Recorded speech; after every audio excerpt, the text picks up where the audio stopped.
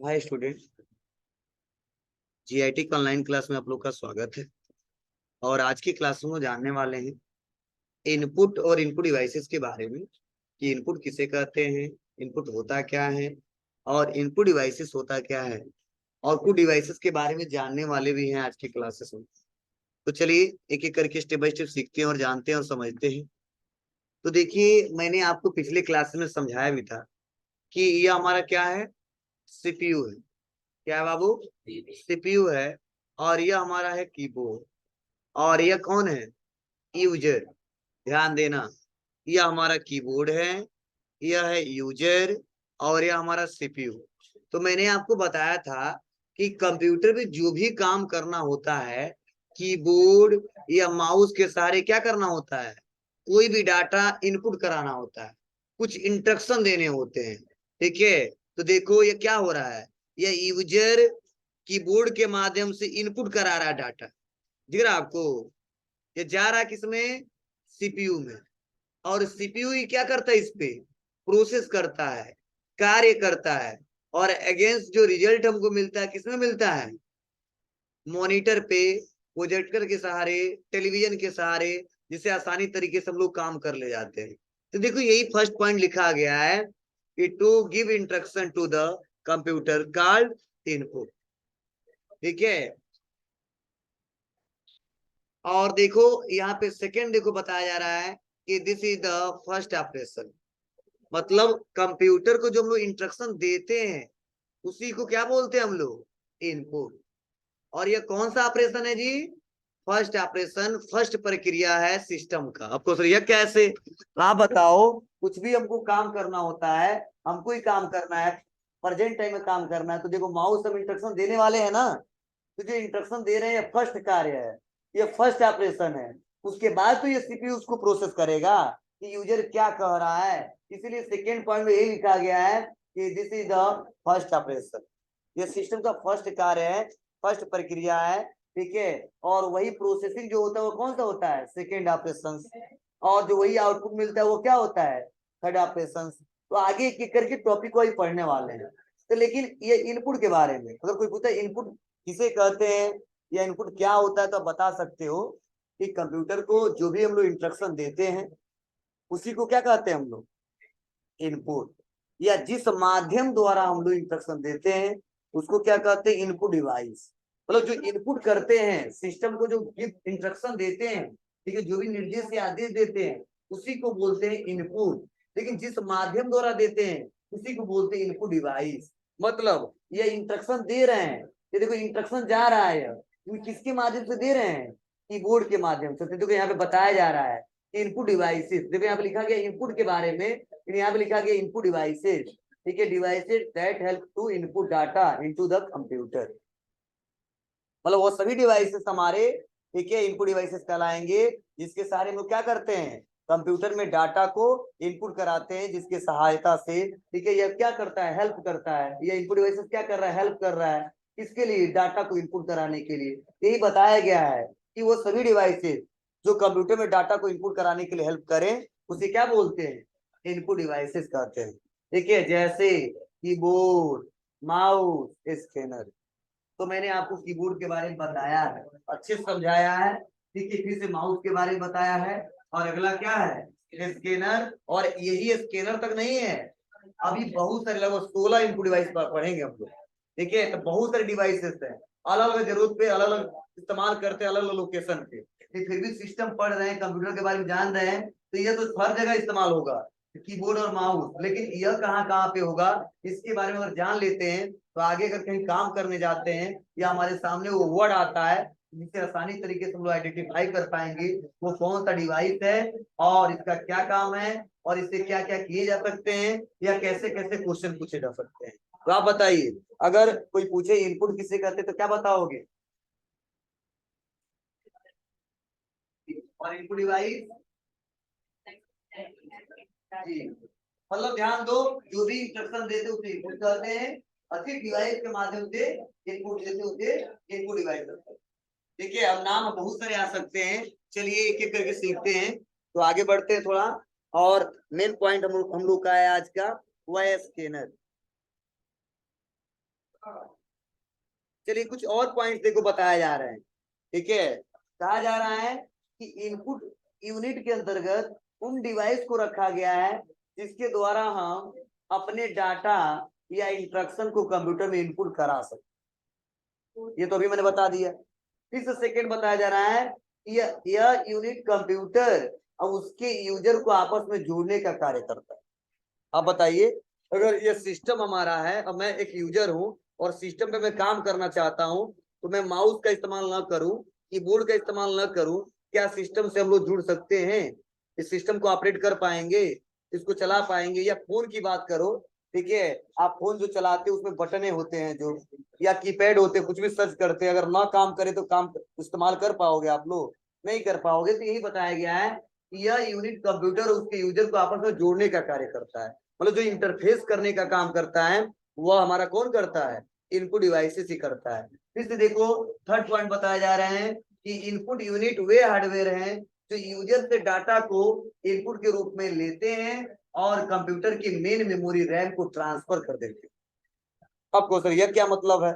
मतलब सिस्टम पे सुबह से लेकर शाम तक जो भी आप लोग काम करते हो, जब सिस्टम को ऑन करते हो जब तक बंद नहीं होता है, और प्रेजेंट टाइम में जो भी वर्क करते हो वो सब रैम पे ही लोड होता है।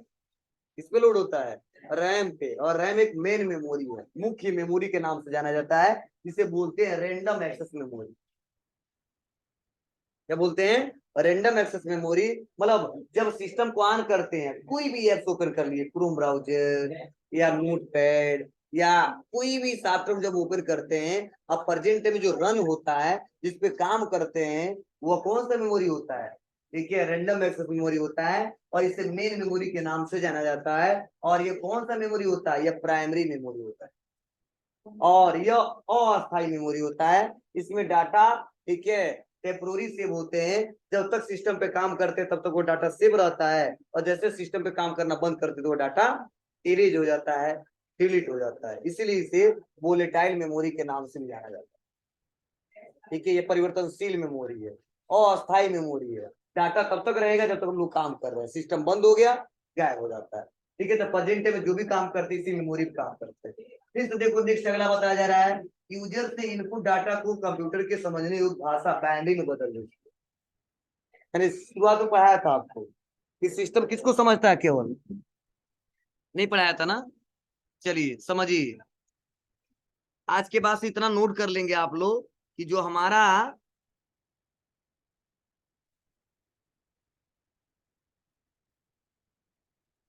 कंप्यूटर है, जो ये केवल बस समझता है जीरो और वन को। किसको समझता है?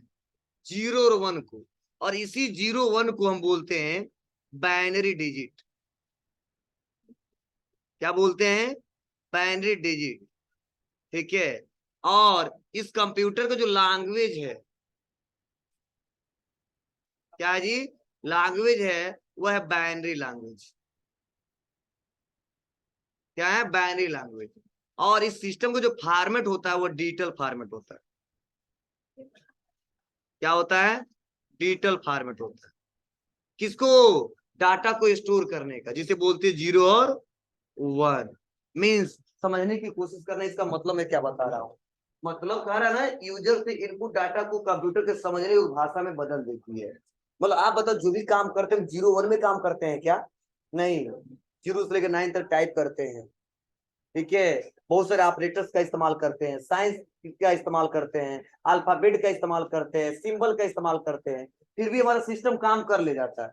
कैसे काम कर ले जाता है? इन डिवाइस और कुछ सॉफ्टवेयर की मदद से जो भी कुछ हम इनपुट कराते हैं वो मशीनी भाषा में चेंज कर देता है, बाइनरी लैंग्वेज में चेंज कर देता है, और कंप्यूटर आसानी तरीके से उसको समझ लेता है। तो आप बताओ, जो कुछ भी इनपुट करते हैं वह कंप्यूटर कैसे समझता है? उसको जीरो वन में ही समझता है, और जो जीरो वन है ना, वो बाइनरी डिजिट है। आपको सर बाइनरी डिजिट क्या है? तो देखो, बाइनरी डिजिट एक नंबर दिया गया जीरो वन, क्योंकि कंप्यूटर जो समझता है उसका जो लैंग्वेज है वो है बाइनरी लैंग्वेज। और जिस फॉर्मेट को समझता है वो फॉर्मेट है क्या? डिजिटल फॉर्मेट, जिसे बोलते हैं जीरो और वन। इसीलिए आप लोग सुने होंगे, कंप्यूटर बस केवल समझता है जीरो और वन को, इसके अलावा किसी को भी नहीं समझता, फिर भी सिस्टम पे हम लोग काम कर ले जाते हैं। वो दिन किसका है? इनपुट डिवाइसेस का कुछ सॉफ्टवेयर होगा, मतलब केवल इनपुट डिवाइसेस भी काम नहीं चल पाएगा, बहुत सारे सिस्टम में सॉफ्टवेयर है जो हमारी भाषा को कंप्यूटर की भाषा में चेंज करता है और कंप्यूटर की भाषा को हमारी भाषा में चेंज करता है, जिससे आसानी तरीके से हम लोग कम्युनिकेशन कर पाएंगे। जैसे फॉर एग्जाम्पल मैं बोल देता हूँ मुझे हिंदी आता बहुत अच्छे से और आपको इंग्लिश आता है बहुत अच्छे से, और हम आपसे बोल दें कि चलो हम लोग बातें कर लें, क्या हाल चाल है, ठीक है, तो क्या संभव है? नहीं। बोलिए, मतलब हम बचपन से हिंदी ही सीखे, अब आप बचपन से ही इंग्लिश ही सीखे, हिंदी कभी सीखे नहीं, ना कहीं पढ़ाया गया, ना कहीं आपको बताया गया। अगर हमारे और आपके बीच कम्युनिकेशन करना हो, बातचीत करना हो, तो कर पाएंगे? ऐसा संभव है? नहीं। क्यों? क्योंकि मैं हिंदी में बोलूंगा तो आपको पता नहीं चलेगा क्या बोल रहे हैं, और आप इंग्लिश में बोलोगे तो हमको भी नहीं पता चलेगा आप क्या बोल रहे हैं। तो आपको तो इसके लिए क्या जरूरत है? एक ऐसे बंदे की जरूरत है जिसको हिंदी भी आता हो, इंग्लिश भी आता हो, और ट्रांसलेटर की जरूरत, तो उसको खड़ा करा देंगे, हिंदी में बोलेंगे, ट्रांसलेट करेगा, इंग्लिश में आपको समझा देगा। आप इंग्लिश में बोलोगे, ट्रांसलेट करेगा, हमको हिंदी में समझा देगा, आराम से हम लोग आपस में कम्युनिकेशन कर पाएंगे, कोई दिक्कत नहीं होती। ऐसे ही हमारा सिस्टम है, सिस्टम कहता केवल मैं मशीनी भाषा को समझता हूँ, केवल 0 1 को समझता हूँ, और मैं तो सब समझता हूँ, ठीक है, 0 से लेकर 9 तक भी टाइप करता हूँ, बहुत सारे ऑपरेटर्स का इस्तेमाल करता हूँ, साइन का इस्तेमाल करता हूँ, प्लस सिंबल का इस्तेमाल करता हूँ, अल्फाबेट का इस्तेमाल करता हूँ, फिर भी हम सिस्टम में काम करते हैं, आसानी तरीके से काम कर ले जाते हैं। तो यह क्या करता है, जो भी हम डाटा इनपुट करते हैं इसके सारे, वो तुरंत एक सॉफ्टवेयर है जिससे बोलते हैं ऑपरेटिंग सिस्टम, उसमें ट्रांसलेटर है, वो तुरंत उस शब्द को ट्रांसलेट करता है और किस भाषा में चेंज कर देता है?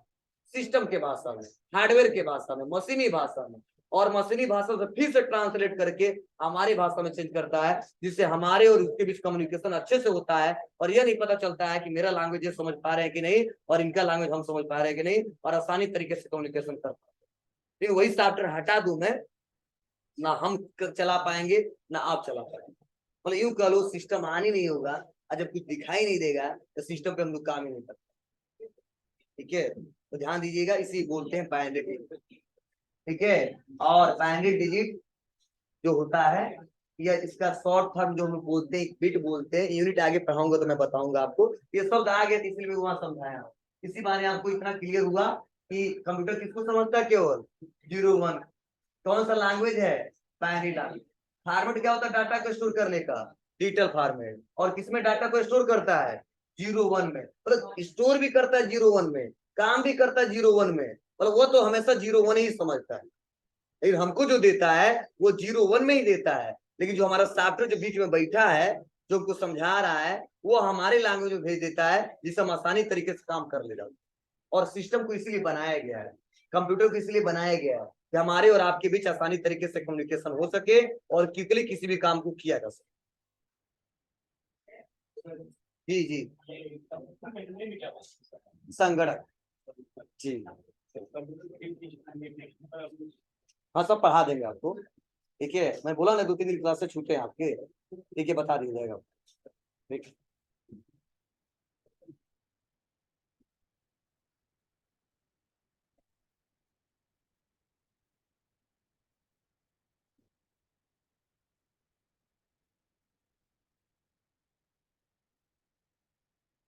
हाँ, इसके बारे में लिखिए थोड़ा। चलिए देखिए, हम लोग पढ़ने वाले स्कैनर के बारे में, देखिए होता क्या है स्कैनर, पहले समझने की कोशिश कीजिएगा। तो मैंने आपको पिछले क्लासेस में इतना बताया हूं कि इसे क्या कहते हैं बाबू, ये हमारा क्या है? मॉनिटर। क्लियर है? उसके बाद से इसे क्या मैंने बताया था आपको? सीपीयू।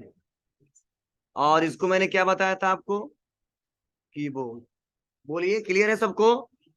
अब देखो होता क्या है कि सपोज मान लीजिए मुझे इस सिस्टम में, इस कंप्यूटर में मुझे कोई ऐसा डाटा मेरे पास है, कोई डॉक्यूमेंट्स है जो मैंने बना के रखा है पहले से, या कोई मेरे पास ऐसा इमेज है, इमेजेज हमारे पास बहुत सारे हैं, या हमने कोई टेक्स्ट टाइप करके रखा है। ठीक है, तो यह मुझे क्या करना है, जो डॉक्यूमेंट्स हमने बनाया है, जो इमेजेज हमने रखा है, जो टेक्स्ट हमने टाइप किया है, या मैं सोच रहा हूं हमारे सिस्टम में चला जाए। कहां पे चला जाए? सिस्टम में चला जाए। तो ये सिस्टम में पहले से है नहीं, या मैंने किसी कॉपी पे लिखा है, या फोटो मेरे पास पड़ा हुआ है, या टेक्स्ट भी मैंने किसी कॉपी पे लिखा है और मुझे इसको सिस्टम में लाना है। तो इसके लिए होता क्या है, जो इमेज ये दिख रहा है, जो ये टेक्स्ट दिख रहा है, ये जो डॉक्यूमेंट दिख रहा है, सबको सिस्टम में लाने के लिए हमको ऐसे इनपुट डिवाइस की रिक्वायरमेंट है जो किसी डॉक्यूमेंट को स्कैन कर सके। क्या कर सके? स्कैन कर सके और उसको कंप्यूटर के फॉर्मेट में चेंज कर सके। मीन्स डिजिटल फॉर्मेट, पढ़ाया था अभी ना जी, डिजिटल फॉर्मेट में चेंज कर सके। तो आप बताइए, जो आपके पास फोटो पड़ा हुआ है वो कौन सा कॉपी है? बोलिए। वो जो आपके पास जो कॉपी पड़ा हुआ है, आपके पास जो फोटो पड़ा हुआ है, वो हार्ड कॉपी है। कौन सा कॉपी है? हार्ड कॉपी है। अब उसी को मैं सोच रहा हूँ, ये जो फोटो इमेजेज है इसको मुझे पीसी में लाना है। इसके लिए तरीका यही है, इन सभी डॉक्यूमेंट को, जो भी मेरे पास पिक्चर है, टेक्स्ट है, जो भी हमने बनाया है, इसको यहाँ पे लाने के लिए ऐसे डिवाइस की रिक्वायरमेंट है जो उसको स्कैन कर सके और उस हार्ड कॉपी को सॉफ्ट कॉपी में चेंज कर सके। तो होता क्या है, जो मेरे पास फोटो है वो हम लोग क्या करते हैं, स्कैनर लाते हैं, उसी स्कैनर उस फोटो को लगाते हैं। तो जो लगाते हैं वो सॉफ्ट कॉपी, वो हार्ड कॉपी होता है। और जैसे हम लोग कीबोर्ड या माउस से कमांड देते हैं और जब ये स्कैन हो जाता है और सिस्टम में दिखने लगता है, वो हो जाता है सॉफ्ट कॉपी। मतलब इसका इस्तेमाल, स्कैनर का इस्तेमाल किसके लिए किया जाता है? किसी भी पिक्चर को, इमेज को, टेक्स्ट को स्कैन करके कंप्यूटर के भाषा में, मतलब डिजिटल भाषा में कन्वर्ट करने के लिए किया जाता है। अब इसका यूज क्या है? तो चलो मान लो कोई फॉर्म भर रहे हैं, वहां पे फोटो लगाना है, तो आप बताओ, उस फोटो को जाते हैं, क्लिक करवाते हैं या फोटो बनवाते हैं। पासपोर्ट साइज फोटो हम मांगा जा रहा है, तो केवल फोटो से काम नहीं चलेगा, मोबाइल से खींच दिए काम चल जाएगा। तो वहां पे हम लोग बनवाना पड़ता है, बनवाने के बाद स्कैन करना पड़ता है। वो स्कैन कैसे होता है? आप लोग देखते हो, जो फॉर्म भरने जाते हो तो आपसे डॉक्यूमेंट मांगे जाते हैं, आधार, फोटो, डीएल, पेन। उसके बाद से वो स्कैन करके उसको अपलोड करना पड़ता है। तो जो टेक्स्ट डॉक्यूमेंट्स जो अपलोड होते हैं या जो भी हमने इमेजेस दी है वो अपलोड होते हैं, वो पहले स्कैन किए जाते हैं और स्कैन करने के बाद सिस्टम में उसको लाया जाता है और उस हार्ड कॉपी को एक इलेक्ट्रॉनिक वर्जन क्रिएट किया जाता है, डिजिटल फॉर्मेट में कन्वर्ट किया जाता है, हार्ड कॉपी से सॉफ्ट कॉपी में कन्वर्ट किया जाता है, जिससे सिस्टम आसानी तरीके से समझ लेता है और जहां पे हमको अपलोड करना होता है, लगाना होता है, इस्तेमाल करना वहां पे कर लेते हैं। मतलब यूं कह लो एक सिंपल शब्दों में कि स्कैनर एक ऐसा इनपुट डिवाइस है जो हार्ड कॉपी को सॉफ्ट कॉपी में कन्वर्ट करता है। मतलब कोई भी हमारे पास टेक्स्ट है जो हमने लिखा है या कोई मेरे पास इमेज है, वो एक हार्ड कॉपी है। हार्ड कॉपी मतलब क्या है? जिसको टच किया जा सके, जिसको टच किया जा सके, जिसको देखा जा सके और एक स्थान से दूसरे स्थान पे लेके जाया जा सके, उसे बोलते हैं हार्ड कॉपी है। सॉफ्ट कॉपी मतलब जिसे टच ना कर सके, केवल देख सके। आप बताओ, इसमें जो दिख रहा है इसमें तो कौन सा है? सॉफ्ट कॉपी है। मैं सोच रही इसको पकड़ के यहाँ से ला के इधर रख दो, क्या संभव है? हो रहा है? ये सॉफ्ट कॉपी जो भी दिख रहा है कैसा दिख रहा है? सॉफ्ट कॉपी भी दिख रहा है, लेकिन यह क्या है? एक हार्ड है। तो मैंने क्या किया, जहां मूव कराना मूव करा सकता हूँ। बोलो, यही पेन इसमें दिखता तो इस्तेमाल कर पाते क्या? नहीं। मतलब जो मेरे पास प्रेजेंट टाइम में पढ़ा हुआ, जो बुक पढ़ रहे हैं, वो एक हार्ड कॉपी है। और जो मेरे सिस्टम में दिख रहा है, मैं जो पढ़ा रहा हूँ आपको, जो लिखा हुआ है, ये जो डायग्राम बना हुआ है, ये कौन सा कॉपी है? Soft copy. तो आप बताओ, कहीं अपलोड करना है, कहीं सेंड करना है, तो हार्ड कॉपी चला जाएगा? नहीं रह जाएगा। सिस्टम में उसको कन्वर्ट करना पड़ेगा ना। और कैसे कन्वर्ट करना पड़ेगा? सिस्टम के भाषा में। अब उसके लिए क्या जरूरत है? स्कैनर की जरूरत है। वही स्कैनर लगाते हैं, कनेक्ट करते हैं, कमांड देते हैं और हमारा इमेज, पिक्चर, टेक्स्ट हमारे सिस्टम में आ जाता है और जहां पे सेंड करना वहां पे सेंड कर ले जाता है। समझे? तो यही पॉइंट्स यहाँ पे बताए जा रहे हैं आपको और समझाया जा रहा है। तो देखो, फर्स्ट पॉइंट देखो बताया जा रहा है कि स्कैनर एक इनपुट डिवाइस है जिसके द्वारा हम किसी भी फोटो, डॉक्यूमेंट्स को स्कैन कर सकते हैं। फिर से सेकेंड पॉइंट बताया जा रहा है, इमेज, डॉक्यूमेंट, टेक्स्ट इत्यादि को स्कैनर डिजिटल फॉर्मेट, मतलब मैंने अभी बताया है 0, 1 में क्या करता है? कन्वर्ट करके कंप्यूटर में सेव करता है। फिर से देखो, थर्ड पॉइंट बताया जा रहा है, हार्ड कॉपी की पिक्चर, फोटो, टेक्स्ट किसी को soft copy means digital format में कन्वर्ट करता है। और फिर से देखो, लास्ट पॉइंट बताया जा रहा है, इसका प्रयोग करके हम किसी भी डॉक्यूमेंट का इलेक्ट्रॉनिक वर्जन क्रिएट कर सकते हैं। मैंने पढ़ा था ना आपको कि कंप्यूटर क्या है कि एडवांस इलेक्ट्रॉनिक डिवाइस। ठीक है, तो जाहिर सी बात है जो भी डाटा हमारे स्टोर होते हैं उनका एक इलेक्ट्रॉनिक वर्जन ही क्रिएट होता है। जो हम लोग देखते हैं ये सब इलेक्ट्रॉनिक वर्जन, क्योंकि इसी को हम एक जगह से दूसरे जगह आसानी तरीके से शेयर कर पाएंगे, इस्तेमाल कर पाएंगे। लेकिन इस समय स्कैनर हमको बाहर से खरीदने की जरूरत नहीं पड़ती। इस समय जो स्कैनर होता है इसको कहीं बाहर से खरीदने की जरूरत नहीं पड़ती है। जितने इसमें लेटेस्ट प्रिंटर आ रहे हैं ठीक उसमें पहले से मौजूद है। आपको सर क्या फायदा इससे? फायदा यह है कि पहले वो प्रिंटर अलग रखते थे, स्कैनर अलग रखते थे, पावर कंज्यूम ज्यादा होता था, स्पेस ज्यादा लेता था, टाइम थोड़ा सा ज्यादा होता लगता था। लेकिन आज जो न्यू न्यू टेक्नोलॉजी आ चुका है, कहा यार कोई बात नहीं 10 के अबव जाओ तो आपको सब मिल जाएगा। ऐसा प्रिंटर मिल जाएगा जिसके स्कैन भी कर लोगे, उसे फोटो कॉपी भी निकाल लोगे, उसे प्रिंट भी कर सकते हो, कलरफुल भी, ब्लैक एंड व्हाइट भी। इसके लिए अलग अलग खरीदने का क्या मतलब है जब मार्केट में उपलब्ध हो गया है नए नए टेक्नोलॉजी का प्रिंटर। इसीलिए इसमें स्कैनर अलग से लोग कोई नहीं खरीद रहा है। ठीक है, वो बस क्या करते हैं कि ऐसा प्रिंटर खरीद रहा है जिसमें स्कैनर की सुविधा है। मतलब नॉन स्कैनर किस रिलेटेड भी मिलते हैं, मेरे पास दोनों है। तो जिसे केवल प्रिंट करना होता है तो उसके लिए स्कैनर वाला नहीं खरीदा हूँ, जिसे कभी कभी प्रिंट करना होता है वो स्कैनर वाला खरीदा हूँ। जैसे मान लो आप लोग डॉक्यूमेंट मांगा जाता है ना, फोटो लाइएगा, आधार लाइएगा, बोलो हाई स्कूल सर्टिफिकेट चाहिए, वो क्यों मांगता हूँ? वो डाटा आपका रजिस्ट्रेशन करने के लिए अपलोड करना पड़ता है हमको, उसको स्कैन करते हैं तब आपका फोटो आपके आईडी कार्ड को दिखता है। ठीक है, उसी को हम लोग अपलोड करते हैं, इसी के सारे अपलोड करते हैं। लेकिन पहले स्कैनर हम लोग अलग से खरीद के रखे हैं, अपन इसी का इस्तेमाल करते थे, लेकिन हम नहीं करते हम लोग। आज भी है यार स्कैनर, जाओगे फर्स्ट कंप्यूटर देखना, ये पड़ा हुआ ब्लैक कलर का, लिखा है कैनन स्कैनर। ठीक है, आज भी उसका इस्तेमाल करते हैं, लेकिन हम लोग सबसे ज्यादा प्रिंटर का इस्तेमाल करते हैं। क्यों? क्योंकि ऑफिस में सबसे ज्यादा काम रहता है तो वहां से लोग इस्तेमाल कर ले जाते हैं। लेकिन आपको सिखाना होता है कि कैसे स्कैन करोगे, इसके लिए मैंने फर्स्ट कंप्यूटर को रखा है, उसको मैं करके भी दिखा दूंगा कैसे कैसे स्कैन करते हैं, कैसे सेव करते हैं, कैसे सेंड करते हैं, सारा एक एक करके प्रोसेस सिखाऊंगा। कब? जब मैं फॉर्म भरना पढ़ाऊंगा तो मतलब आगे जो टॉपिक मैं पढ़ाऊंगा आपको 1-2 महीने के बाद, तो सारे फॉर्म भरना बताऊंगा, डीएल, पेन, ठीक है, पासपोर्ट, IRCTC, ठीक है, ट्रिपल C का फॉर्म, स्कॉलरशिप, सारे एक एक करके स्टेप बाय स्टेप बताए जाएंगे। मतलब एक CSC पे ये जन सेवा केंद्र पे जो भी फॉर्म भरे जाते हैं वो सारी टॉपिक आप में है, डीएल से लेके डीएल, पेन, वोटर ID, आधार, ये सारे प्रोसेस इसमें सीखेंगे हम लोग एक एक करके स्टेप बाय स्टेप। तो वहां पे जरूरत पड़ेगा हम लोग। ठीक है, आय जात निवास हो गया, ठीक है, सब पासपोर्ट हो गया, ये सारे प्रोसेस एक एक करके इंटरनेट के टॉपिक हम लोग सीखेंगे। तो इसकी जरूरत पड़ेगी क्योंकि हमेशा फोटो अपलोड करना होता है, आधार अपलोड करना होता है, पासबुक अपलोड करना होता है, इसका रिक्वायरमेंट बार बार आएगा। तो आपको ऐसा नहीं लगेगा सर ये क्या होता है और इससे क्या होता है। क्लियर है ना? तो आज से अगर कोई पूछे इनपुट क्या इनपुट डिवाइसेस में जो स्कैनर है इसका क्या काम है, इसका इस्तेमाल कंप्यूटर में क्यों किया जाता है, बता देगे ना।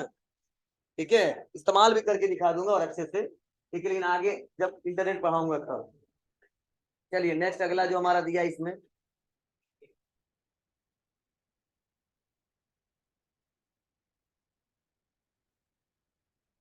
वो है OCR। लिख लो इसका फुल फॉर्म, बार बार पूछा जाता है, चल फुल फॉर्म लिखिएगा, पूरा छापिएगा मत।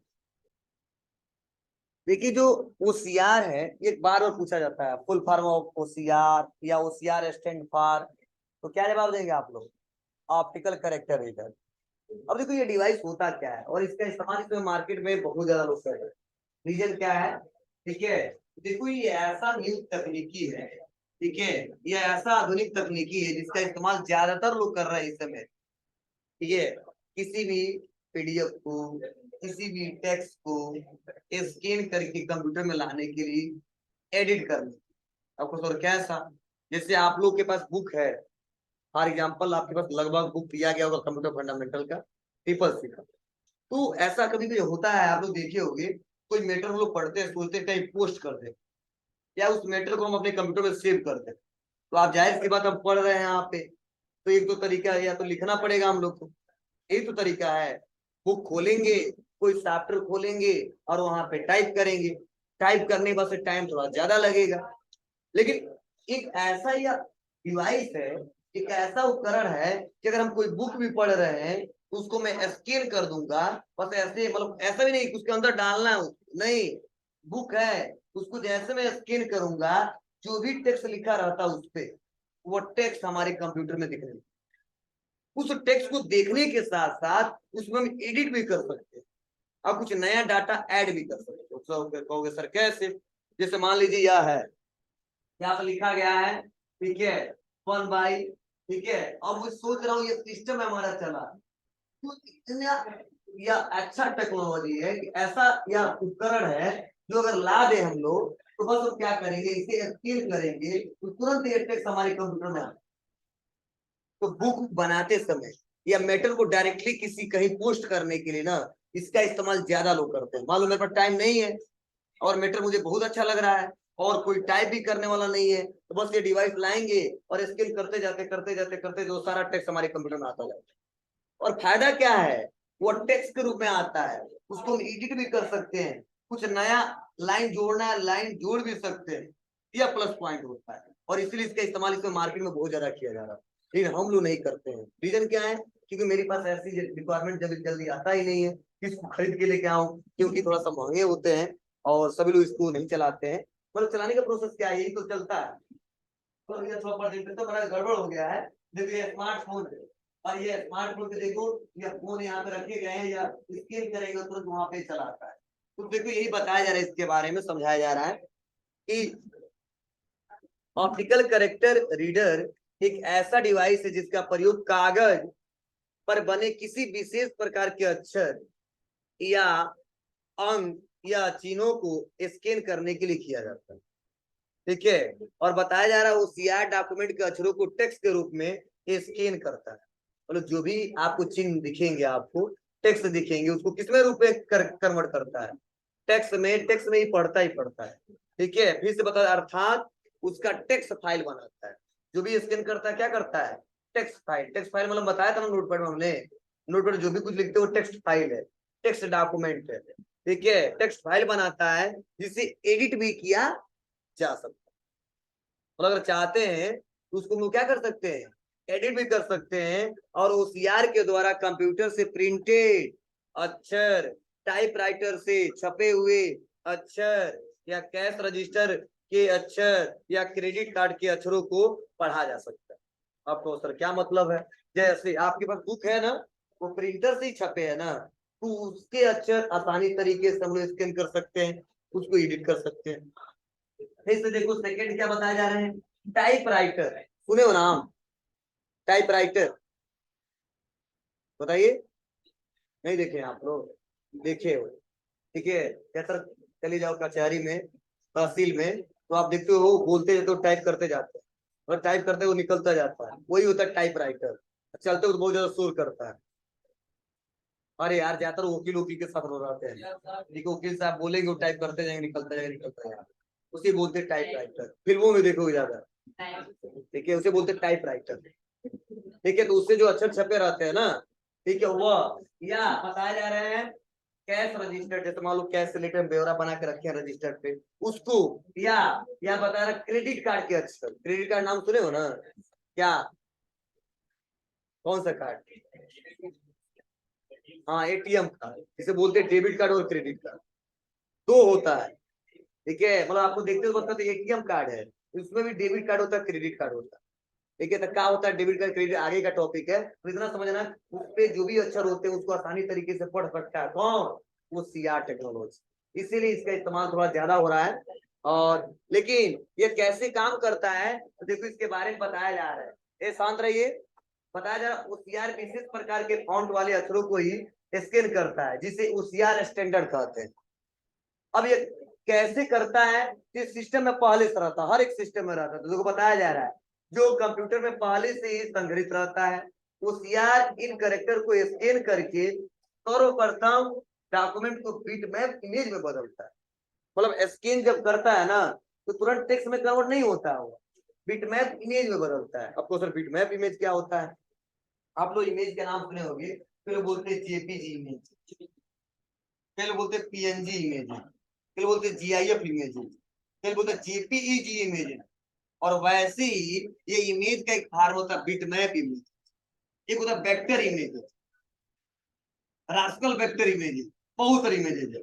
तो आप वो नाम सुने होंगे जेपीजी, वो क्या होता है, उस इमेज का फॉर्मेट नेम होता है कि वो किस फॉर्मेट में है। मतलब नहीं लिखता फॉर्मेट सपोर्टेड, जेपीजी होना चाहिए, पीडीएफ होना चाहिए, 5 KB से लेकर 15 KB तक होना चाहिए, या 50 KB से लेकर 100 KB तक होना चाहिए, या 5 KB से लेकर 20 KB तक होना चाहिए, तभी वो सपोर्ट करता है। तो वैसे ही क्या करता है, जो भी टेक्स्ट को, नंबर को स्कैन करता है, एक इमेज में कन्वर्ट करता है, उस इमेज का जो फॉर्मेट का नाम दिया गया है, वो नाम दिया है क्या, बिटमैप इमेज। और फिर प्रत्येक अक्षर के बिटमैप की तुलना OCR फॉन्ट से करता है। फॉन्ट कर ही पाया था आपको, नहीं बताया था, एरियल था तो तुमने चेंज किया था, तो फॉन्ट को मैच कराता है, और मैच करने के बाद उन्हें क्या करता है, करेक्टर में बदलता है। जब वो मैच कर लेते तब करेक्टर में बदलता है, करेक्टर से वर्ड बन जाते हैं, वर्ड से धीरे धीरे लाइन बन के हमारा पेज पे लिखते चला। आपको सर रियल में हमको चलाना हो तो ऐसे जगह आपको जाना पड़ेगा जहां पे यह रखा गया, जहां पे सबसे ज्यादा इस्तेमाल किया जाता है। ठीक है, मतलब हम लोग भी खरीद लेंगे, लेकिन हम लोग की रिक्वायरमेंट उतना रहता नहीं कि खरीदे। अगर खरीद के लेके आ भी दूं, मुझे 2 बैच पढ़ाऊंगा, वो खराब हो जाएगा, क्योंकि लड़के दबाते दबाते खराब कर देंगे, चेक करते करते। देखिए इसलिए नहीं लाते हम लोग। मतलब ऐसा नहीं है कि बहुत ज्यादा कॉस्टली है, बहुत मिलेगा तो 5,000 रुपये से 6,000